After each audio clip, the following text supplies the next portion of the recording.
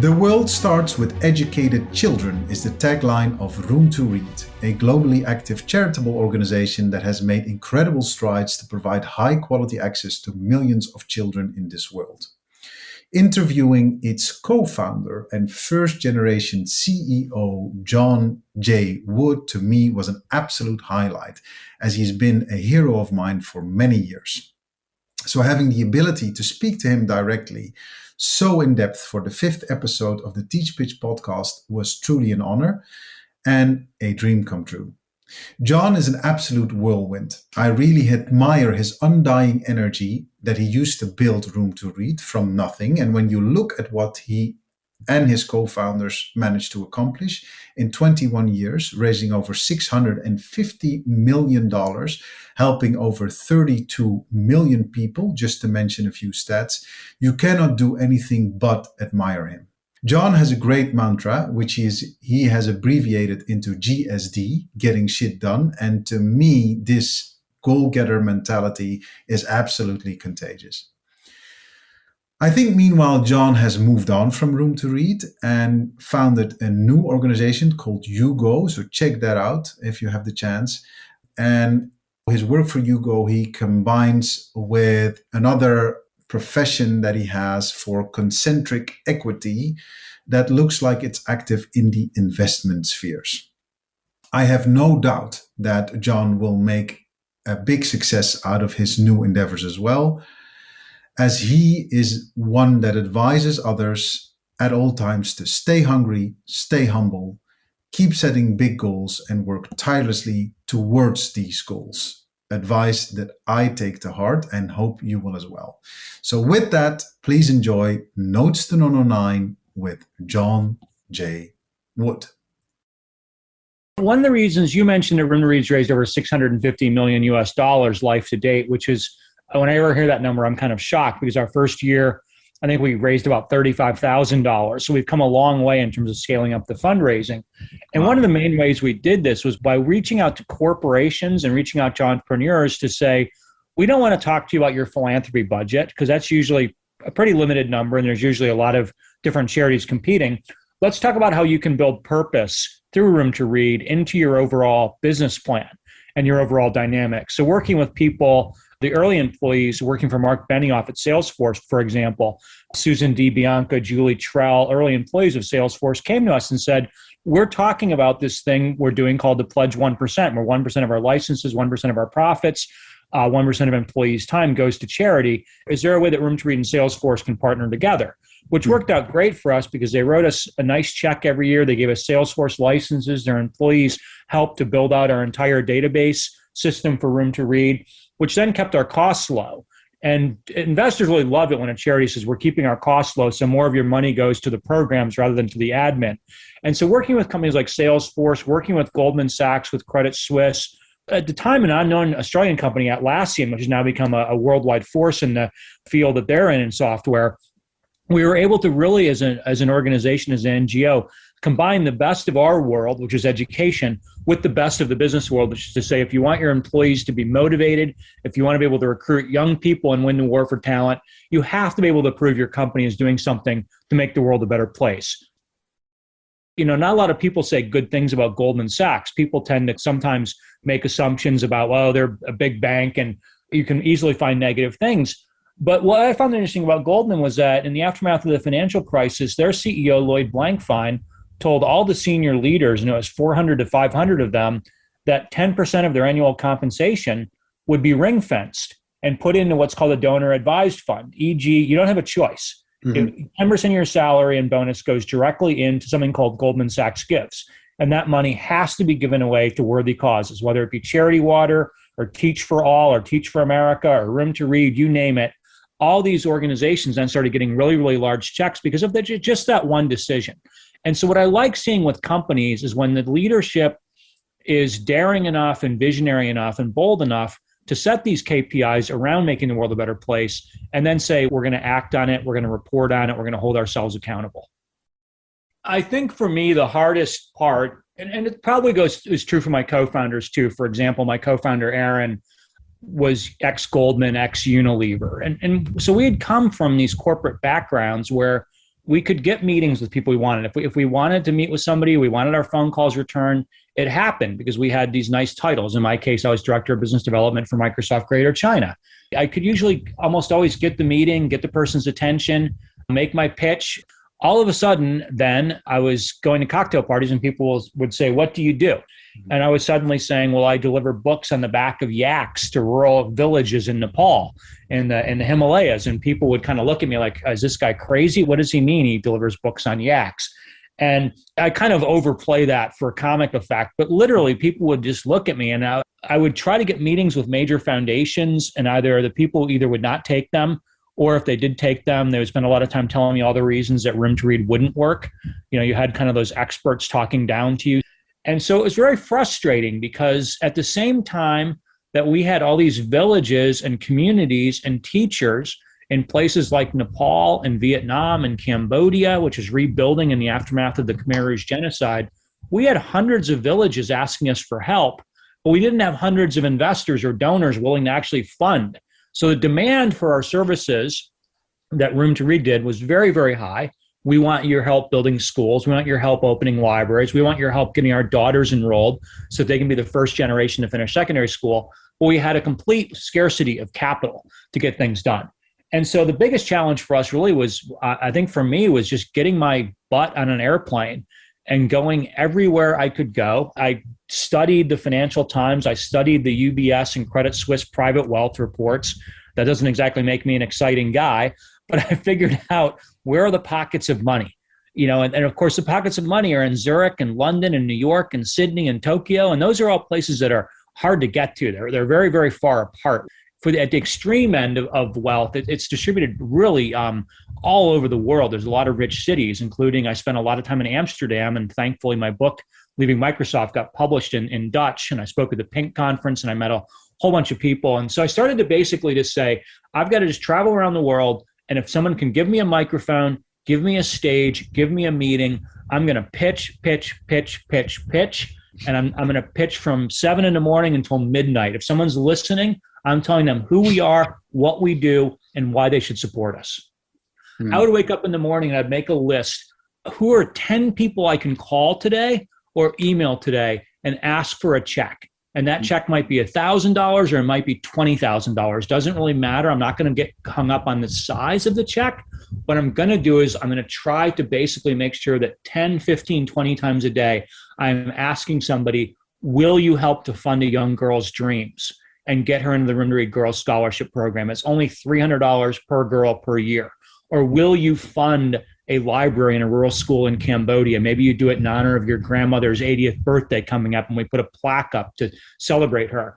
But yeah, always pitching, always selling. And I'm not selling to benefit myself. I am pitching because every day we lose is a day we don't get back. Every day a kid does not go to school is an opportunity denied, an opportunity lost. All of us who live in developed societies know that when you change the course of the future for women, you change the course of the future for her entire family, for her grandchildren. It all starts with an educated woman. So Room to Read, while we're not anti-boy, as a former boy myself, I would never want to be accused of being anti-boy. We're pro-boy, but we're pro-girl. You have to make sure you don't leave the young women behind. And going back all to what you said about purpose, I'll tell you a quick story around how we can tie these things together. So one of our biggest supporters is a skincare company called Tatcha, Tatcha. Tatcha 10 years ago was a startup in San Francisco, co-funded by two HBS classmates, Vicky Tsai and Brad Murray. They worked with our team, especially a brilliant team member named Sarah Levine at Room to Read, and they came up with an idea called Beautiful Faces, Beautiful Futures. And the idea behind this was beautiful faces is the promise to the consumer. Use our products and you'll have a much more beautiful face. Beautiful futures is every time we sell one SKU, we will donate 83 cents to Room to Read. 83 cents is the cost to put one girl in school for one day. So if you buy 3 products, you're going to support 3 girl days of schooling. Buy 5 products over the course of a year, you support 5 girl days of schooling. It sounds small. And it started small, but it gained momentum quickly. Customers loved it. Social media loved it to say, wow, I'm going to be able to take care of myself while taking care of young women around the world. In life to date, Tatcha has now funded over 4 million girl days of schooling. from one thing they put in their corporate strategy, and they said, this is not just the month of November. This is not certain SKUs. They said it's every SKU, every channel, every day in perpetuity. And the company's done extremely well. When I did my research, because I'm very, very data-driven, I realized at the time that I did my research in the early 2000s, I believe there were 1.2 million registered charities in the United States, 1.2 million just in the US alone. And 90% of them operated on budgets of less than $250,000 a year. And to me, that just seemed kind of like odd because yes, it's great you're doing good for the world. God bless you. But if you're going to do good for the world, I just think you need to find a way to do it potentially at scale. Mm-hmm. And so what we said from the beginning, the founding team and I made the goal, and Aaron and Dinesh, my co-founders, and I just put our hands on our heart and said, we're going to reach 10 million children by the year 2020. Mm-hmm. And we don't know how we're going to do that, but that's our North Star. That is our true north. We want to reach 10 million kids by 2020. So we set milestones that prove that we were making our way towards that goal of 10 million. I'm not the kind of guy who likes to set goals and then publicly fail at them. Maybe there's a little bit of ego involved there. I think it's probably a little bit of that. I think it's mostly just not wanting to let these kids down, not wanting to let the parents down. And so when we approach major companies, whether it be Credit Suisse or whether it be partners like Caterpillar, we just said, hey, unapologetically, we're going to ask you guys to really stretch. We're going to ask you to really help us to think big about this. And we want to build a coalition. We want to build an elite sports team of business executives from around the world. And so whether it be a Dutch online platform company, whether it be a British telco, whether it be a Japanese bookstore, we want to have all these companies get involved with us and help us to scale. Now, what I can tell you is that we actually reached our 10 millionth student 5 years early. Mm-hmm. And that, while I'm the guy telling you this story right now, it's really important for me to always remind myself that it's not about I. It's about we. We did that collectively. I am one piece of a really, really awesome team called Room to Read. And we are proud to reach our 10 millionth student, 5 years early. We actually reached our 20 millionth student during 2020. So we basically doubled what was already a big, hairy, audacious goal. So super proud of that. But I've always said to myself, stay humble, stay hungry. Remind yourself that that's a nice number, but let's think about the next million kids. Let's think about the next one village we can help and never be satisfied. Just keep pushing until every single kid has that same opportunity that your 2-year-old and my 1-year-old are going to have to go to school every day. I'll give a shout out to our third generation CEO, Geeta Murali, and her leadership team, because I was our first generation CEO.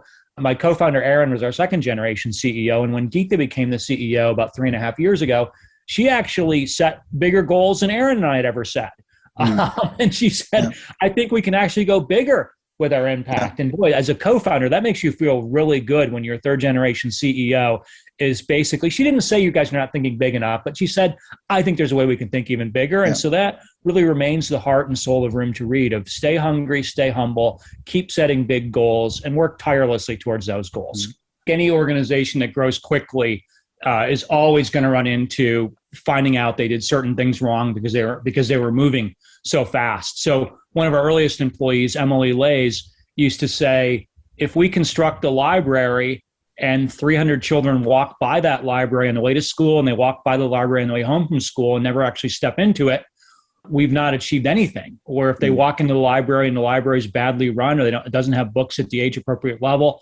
So we made it a decision early on to make sure we measured our impact, that we would have not just quantity metrics, but quality metrics. Mm-hmm. And this is something where I really have to thank Melinda Gates. Melinda had actually been my first boss at Microsoft when I joined in 1991.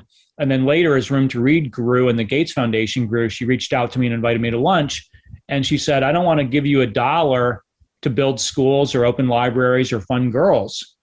And I said, oh no, why not? And she said, I'll give you money, but the money has to be used to measure your impact. Because if you can't prove to your donors you have quality metrics, then people are not going to support you over the long term. And it was a great piece of advice, and it came with a 5-year commitment to help us to build out a department of research, monitoring, and evaluation. The whole idea being, and again, in the words of I learned from Microsoft, from Steve Ballmer, what gets measured gets done. So we challenged ourselves to say, let's look at reading speeds. How quickly can kids read in our libraries versus the schools where we don't have our libraries? What are the comprehension levels? Because it doesn't really help to read quickly if you don't comprehend what you're reading. What percentage of our teachers have gone through room to read training with the room to read local teams? What percentage of our girls managed to pass from one grade to the next? And for the girls who had to drop out, let's go measure all the reasons. Let's go interview them and ask them, why did you have to drop out of school? Was it teen pregnancy? Was it early marriage? Was it financial reasons? Was it that your family had to move because they're economic migrants? So measure, measure, measure. And people who are educators, if they are interested in more, roomtoread.org is a really data-rich source where we publish our evaluations, we publish our data, and we hope that other organizations can learn from that because everybody wants to do good for the world. But quite often people scratch their head and say, I'm not quite sure exactly how to measure it. So we've tried to make that a really big focus. One of the things I'm most blessed by for this last 20 plus year journey with Room to Read is just the more I travel and talk to people, the more I learn. So whether it be Chris in South Africa, whether it be our country director, Shivanti in Sri Lanka, whether it be like really smart philanthropists like Melinda Gates, it's been a learning journey for me. And it's a little bit ironic because a lot of the stuff that's gotten invented at Room to Read's not been invented by me, but because I'm such an active spokesperson, people tend to give me a lot of the credit. And they tend to think that like I thought of a lot of these things. So I'm trying to get really good at making sure that I really give the proper attribution to others, because changing the world is a team sport. And if you're just one guy sitting there with a dream and a blank whiteboard, you're just one guy with a blank whiteboard. When you're out recruiting really talented people, local teams, volunteers, that's the only way you're really going to scale and have an impact. We had a wonderful volunteer named Melissa Walia who came in and said, John, Aaron, I'm going to get you guys in the press. And I'll work 3 days a week for paying clients. I'll work 2 days a week for you guys for free. And then she got us, stories in CNET. We got an amazing story in Fast Company early on. And one of the highlights of my life was when one of my heroes, one of my favorite writers, Seth Godin, sent us a check and said, build me a couple of schools. I read your story. I love what you do. And next time you're in New York, let's get together and we'll riff on some ideas. And then I eventually got on Charlie Rose, which is a really popular show in the US. We eventually got on Oprah Winfrey's show. So we used, I think, a combination of really smart, judicious public relations, getting the story planted in whether it's the New York Times or CNN or CNBC, so that we're reaching our intended audience of business leaders who have the ability to help us by writing large checks or getting their companies involved. And then on top of that, we were flying around the world, and whether it would be a Forbes CEO conference or a Barclays conference in Singapore or the Forbes conference in Copenhagen, I just asked all these business leaders, like, please give me 10 minutes on stage. Let me tell the story. And then even if only 3 people in the audience out of that audience of 300 get excited, then we got 3 more people on the Room to Read team. So we called them AAAs, already assembled audiences. We went to companies and said, just tell us, when do you get your employees together? When do you do your annual pep rally? When do you do your annual customer conference? Can we just have 10 or 15 minutes there to tell our story? It'll make you look good because you Barclays or you Goldman Sachs have given a stage to an up-and-coming NGO. And guess what? It'll help us out a lot. And I think for us, we always try to search for those win-wins to say, how can we do this in a way that's beneficial to the company, but most importantly, beneficial to the kids Room to Read serves and hopes to serve? I have a personal question, if that's okay. Of course. You recently became a father. And has that changed in any way, kind of the way you look at things, the way, of what you've done and as to what you're going to do in the future? Look, I'd like to be one of these new fathers who says that my life absolutely changed the day little Orion, named after the constellation, was born. But honestly, although I just think for my wife, Amy, and I, our core values are our core values. And those core values are the same today as they were 11 years ago when we started dating, as they were 7 years ago when we got married. We're super committed to education for all of the world's children. I love reading books. Our son just turned 1 year old. I love reading books with him. But I just want every kid everywhere in the world to have what our son Orion is going to have. A great school, dedicated teachers, a print-rich environment full of books with colorful pages and crazy characters and all kinds of fun stories. That to me has been my true north for over 20 years, and it will remain my true north. What would you say to young people? So the young John Woods of this world who basically want to build an organization as big as Room to Read. Which advice would you give them? Well, the first piece of advice I always give people is don't necessarily think you need to start something, right? We live in this world where people are always like, I'm going to go start, and I can't tell you the number of people I've met who told me they're going to start a new NGO. And I'd say, okay, let me back up there for a minute. So you want to do what? Well, I want to go build orphanages in Haiti. And I'd be like, well, aren't there good organizations in Haiti you can partner with? Well, I don't know. I'd say, well, you need to go figure that out. So if you care, for example, about, let's just say healthcare is your passion.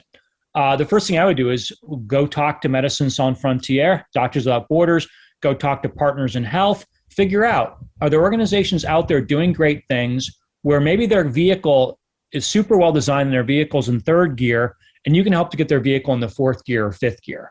Starting something up from scratch is extremely time consuming.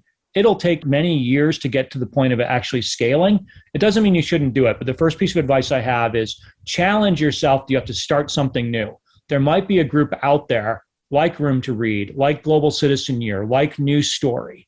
Those organizations might be able to use you. So if you're passionate about global education, check out Global Citizen Year. Abby Fallick and her team might have a position for you. You're passionate about housing for the poor in places like El Salvador and Haiti and Mexico. Go check out News Story, where Brett Hagler and his team have done a phenomenal job of scaling up. And the quickest path to scale may lie in finding groups that are already doing good work where you can help them do more. Now, however, I'm going to finish just quickly. I'll land the airplane here quickly, although I promise. No worries. If people listen to that advice and say, yeah, that's good, but I'm like you, John, I couldn't find the fit. So like you co-founded Room to Read, I have to go start something. My advice would be, it's going to take a while. Don't get frustrated. Stay in that GSD, that get shit done mindset. Wake up every day hungry and humble. But no, you're going to have to put in a lot of hours. No, you're going to have inevitable setbacks, and you can't get frustrated. I also would say find good mentors. And when I say mentor, I don't mean someone who agrees to 1 hour a month and it's a pre-scheduled thing. That busy people typically don't really have time for that. What you want is those 2 or 3 or 4 people in your network that when you have a problem and you email them or text them and say, can I call you? I got an issue. They say, of course you can call me. Or they just hit reply and they call you back immediately and say, what's up? Yeah. How can I help? You need those kind of people in your life. You don't need a lot of them, but you need 3 or 4 or 5 of them that when something just goes wrong, you don't yell at anybody. One of my mentors, who's a former Goldman partner, a guy named Munir Sadr, used to say, if someone annoys you, don't tell them that they annoy you. Don't tell them you're disappointed in them. Call me and use me as your sounding board. Use me as the guy that you complain to. Mm-hmm. And don't break off relationships because somebody disappointed you. So I think having mentors and having those people you can call on short notice and they can give you a little bit of perspective and help you cool your heels is something every entrepreneur should do.